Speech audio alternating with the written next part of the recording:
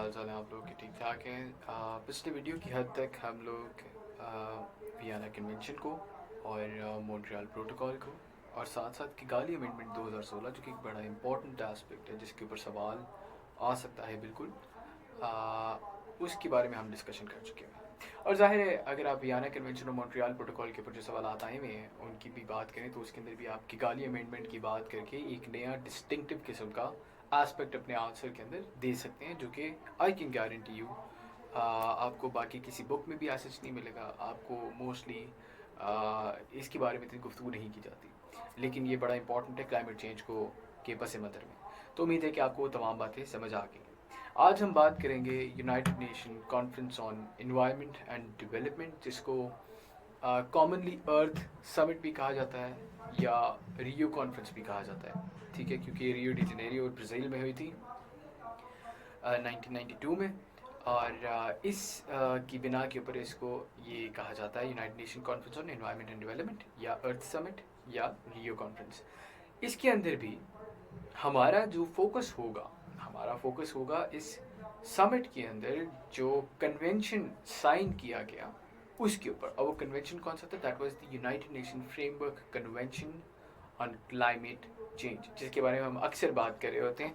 इधर भी लिख देता हूँ UNFCCC, United nation framework convention on climate change. ठीक है, इसके ऊपर हमारा ज़्यादा फोकस होगा।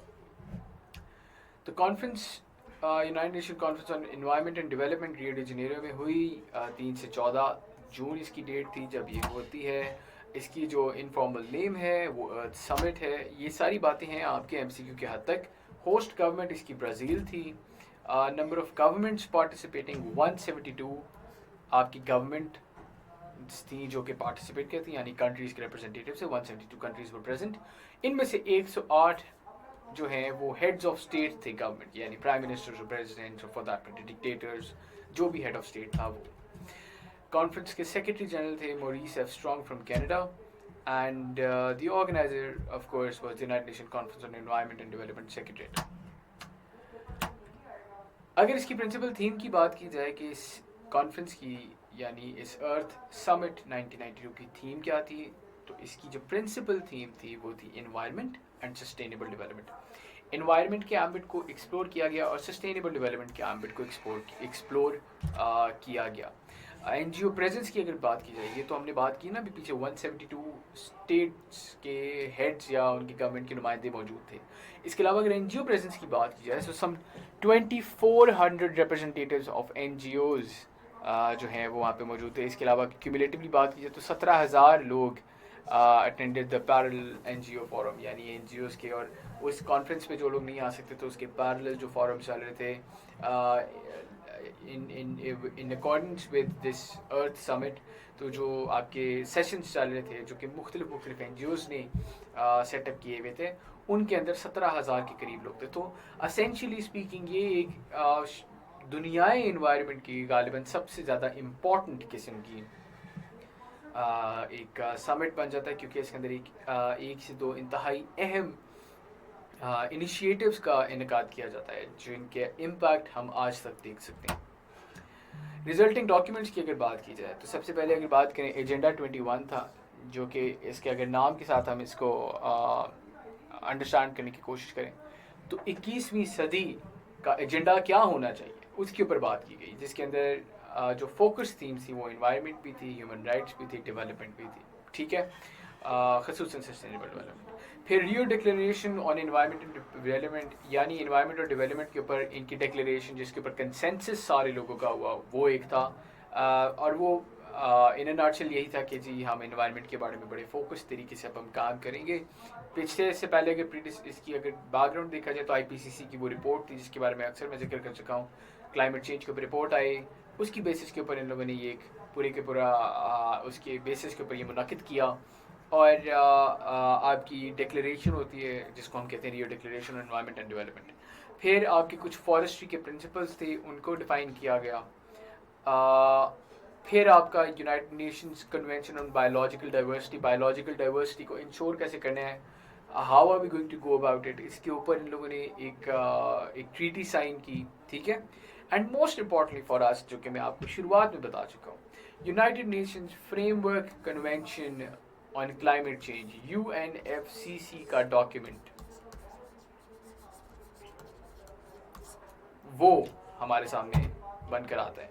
फॉलो अप मैकेनिज्म इसका एक तो कमीशन ऑन सस्टेनेबल डेवलपमेंट बनाई गई, ठीक है, आपकी एजेंडा 21 की निस्बत से।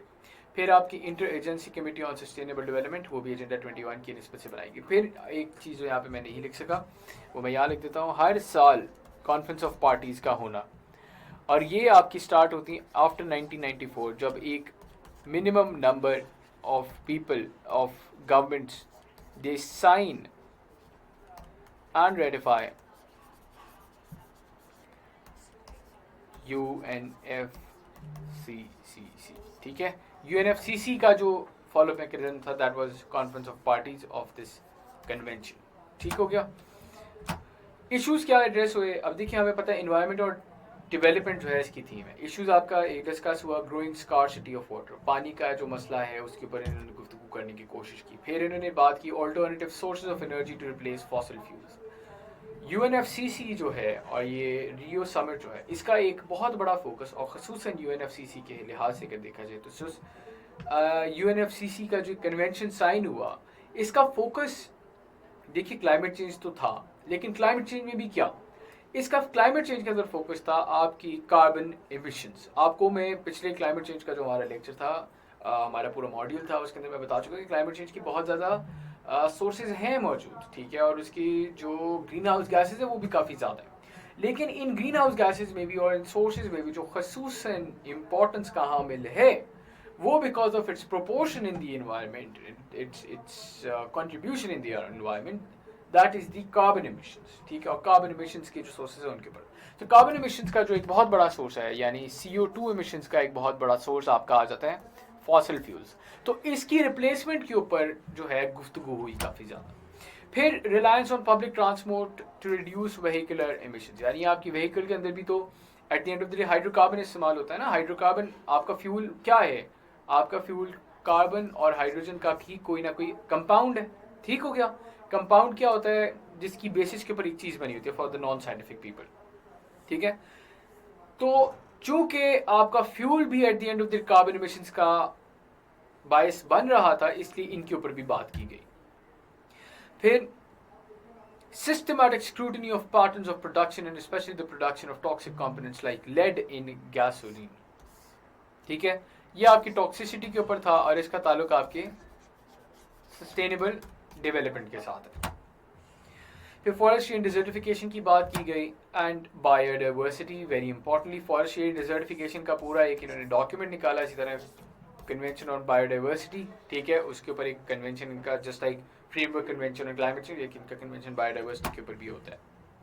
इम्पैक्ट्स की अगर बात करें तो industrialised nations were to fund projects for the protection of the environment. पहला तो इसका इम्पैक्ट या आप कह लें रिजल्ट्स, ठीक है। इम्पैक्ट और इसका रिजल्ट क्या, पहला जो कंसेंसस जिसके ऊपर ये पहुंचे वो ये कि इंडस्ट्रियलाइज्ड नेशंस जो हैं they were to fund projects for the protection of the environment, पहली बात। यानी जो हम लोगों ने आगे जाके पढ़ेंगे कॉमन बट डिफरेंशिएटेड रिस्पॉन्सिबिलिटीज का प्रिंसिपल, उसकी बुनियाद इधर रखी। कॉमन बट डिफरेंशिएटेड रिस्पॉन्सिबिलिटीज यानी क्लाइमेट चेंज की रिस्पॉन्सिबिलिटी हम सब की है, तमाम ममालिक की है, लेकिन इस रिस्पॉन्सिबिलिटी का जो ओनस है वो हर किसी का डिफर करता है। इस रिस्पॉन्सिबिलिटी की जो नौयत है वो हर किसी के लिए डिफर करती है, ठीक है। इसलिए इन लोगों ने कहा कि आपकी जो इंडस्ट्रियलाइजेशन है, जिनकी बेसिस पे और जिनकी प्रोग्रेस की बेसिस पे आज हम क्लाइमेट चेंज का ये इतना बड़ा मसला देख रहे हैं, इन इंडस्ट्रियलाइज्ड नेशंस की सबसे ज़्यादा रिस्पॉन्सिबिलिटी बनती है कि वो क्लाइमेट चेंज के हल के लिए पैसे खर्च करें, ठीक है। इसलिए उन्होंने कहा कि industrialised nations were to fund projects for the protection of the environment, और कंसेंसस इसके ऊपर डेवलप हुआ जिसके ऊपर साइनिंग हुई। A minimum of $10 billion a year of new money from Western countries was to be expected. Western countries खसूसन इसलिए क्योंकि Western countries, of course, they constitute the major chunk of the developed nations. Here, patterns of production, particularly the production of toxic components such as lead in gasoline or poisonous waste, are being scrutinized in a systematic manner by the United Nations and governments alike. अब toxic waste और poisonous waste की जो production थी उसकी स्क्रूटनाइजेशन के ऊपर एक consensus develop होता है between United Nations and governments, ठीक है, और इसके ऊपर काम करने के एक अज़म जो है वो जाहिर करते हैं आपकी ये तमाम शराकतदार, तमाम स्टेक होल्डर्स। फिर alternative sources of energy are being sought to replace the use of fossil fuels which are linked to global climate change, ठीक है। आपकी फॉसिल फ्यूल्स को रिप्लेस करके ऑल्टरनेटिव सोर्सेज ऑफ एनर्जी के ऊपर इन्हसार दिखाया गया और किया गया, ठीक है। इनको प्रमोट करने की बात की गई और कोशिश की गई कि अब हम एक नए स्पेक्ट्रम के अंदर एंटर हों और हम इन चीज़ों के ऊपर ज़्यादा गुफ्तगू करें और इन चीज़ों को ज़्यादा एक्सप्लोर करें। और अगर बात करें तो इसके साथ साथ आप देख सकते हैं, आप जैसे ट्रांसपोर्टेशन की बात हुई तो new reliance on public transportation system is being emphasised in order to reduce vehicle emissions, congestion in cities and the health problems caused by polluted air and smog. आपकी एयर पोल्यूशन का bias बनते हैं आपकी ज़्यादा से ज़्यादा जो आपकी कंबशन साइकिल्स और कंबशन इंजन हैं, ये आपके एयर पोल्यूशन का भी बायस बने और एयर पोल्यूशन के साथ साथ आपके यहाँ क्लाइमेट चेंज का भी बायस बने, क्योंकि कार्बन एमिशंस की भी सोर्सेज हैं। इन दो वजूहात की बिना के ऊपर, कौन सी वजूहात, एक तो एक कार्बन एमिशंस का सोर्सेज हैं और दूसरे ही के पोल्यूटेंट्स हैं, आपकी हवा को आलूदा कर रहे हैं, ठीक है। इन दो की बुनियाद के ऊपर आपके यहाँ ट्रांसपोर्टेशन सिस्टम्स को रिवैम्प करने की बात की गई और इस चीज़ के ऊपर बात की गई कि इन्हिसार हमारा होना चाहिए, हमारा फोकस इस चीज़ के ऊपर होना चाहिए कि हम आपकी पब्लिक ट्रांसपोर्टेशन सिस्टम को जो है प्रमोट करें rather than promoting individual transport system, जिसके अंदर आपकी एक गाड़ियाँ शाड़ियाँ आ जाती हैं। कोशिश करें कि हम बसेस का इस्तेमाल करें या टैक्सीज का इस्तेमाल करें, खसूसन बसेस का इस्तेमाल करें, ठीक है। फिर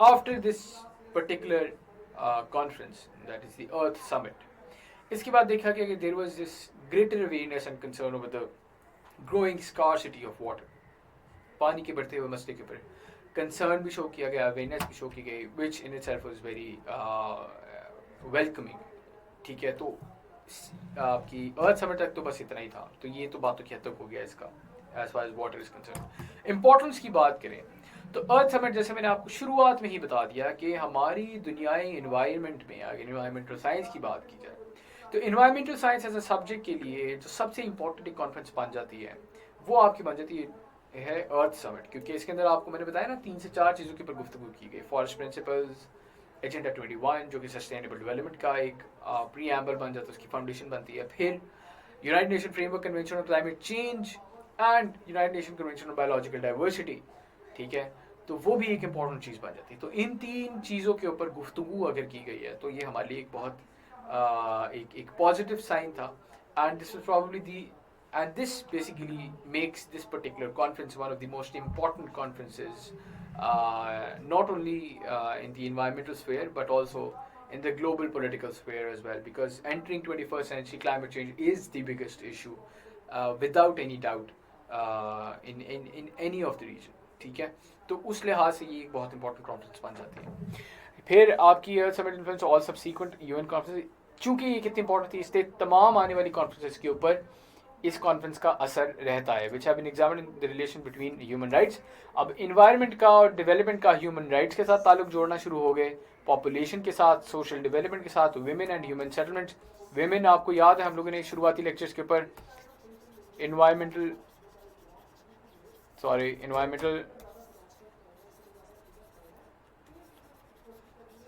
फेमिनिज्म के ऊपर डिस्कशन की थी, यू रिमेंबर। तो इन्वायरमेंटल फेमिनिज्म को इसके बाद ही फ़रोग मिला ना, एंड फिर ह्यूमन सेटलमेंट्स और ये तमाम बातें। सो बेसिकली क्या किया इन लोगों ने, इंसानी हकूक़ के अंदर एक और पहलू शामिल हुआ, और वो किस चीज़ का पहलू था? वो पहलू था माहौलियात का और वो पहलू था आपके तरक्की का, ठीक है। सो ह्यूमन बीइंग्स का जो बेसिक एसेंस ह्यूमन राइट्स हैं उसके अंदर एक एम्बिट उन्होंने उसका इजाफा किया, the ambit of environment and the ambit of development.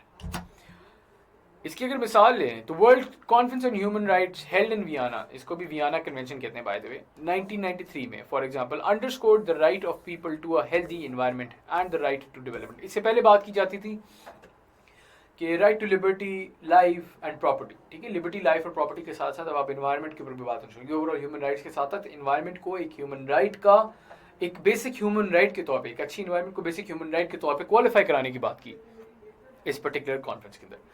ये इसलिए हम कह सकते हैं कि इन्फ्लुएंस थी with UN conference on environment and development held in Rio 1992। क्यों? क्योंकि तब जाके एनवायरनमेंट को एक प्रॉपर सॉलिड किस्म की एक बैकिंग मिलती है, एक फाउंडेशन मिल जाती है, फाउंडेशन ऑलरेडी सेट होगी हुई थी स्टॉकहोम कन्वेंशन में। उसके बाद बहरहाल पॉलिटिकल मसाइल की वजह से वो जब कम हो जाती है, उसको फिर एक बतदरीज आपको आप देखते हैं कि फाउंडेशन मिलती है रियो कॉन्फ्रेंस के तनाजुर में, और इस बेसिस के ऊपर अब आपके ह्यूमन राइट्स का एक बाकायदा तौर पे हिस्सा बन जाता है एक अच्छा इन्वायरमेंट का होना। ठीक है, सो या so that is it as far as the United Nations Conference on Environment and Development is concerned. You summit is concerned, Earth Summit is concerned 1992. इसके अंदर जो इम्पोर्टेंट चीज़ थी United nation framework convention on climate change, उसके ऊपर भी गुफ्तगू हो गई और जनरली इसकी इंपॉर्टेंस पे भी बात होगी। सो इस कॉन्फ्रेंस से रिलेटेड या अर्थ समिट से रिलेटेड आपके लिए इतना ही जानना काफ़ी होगा।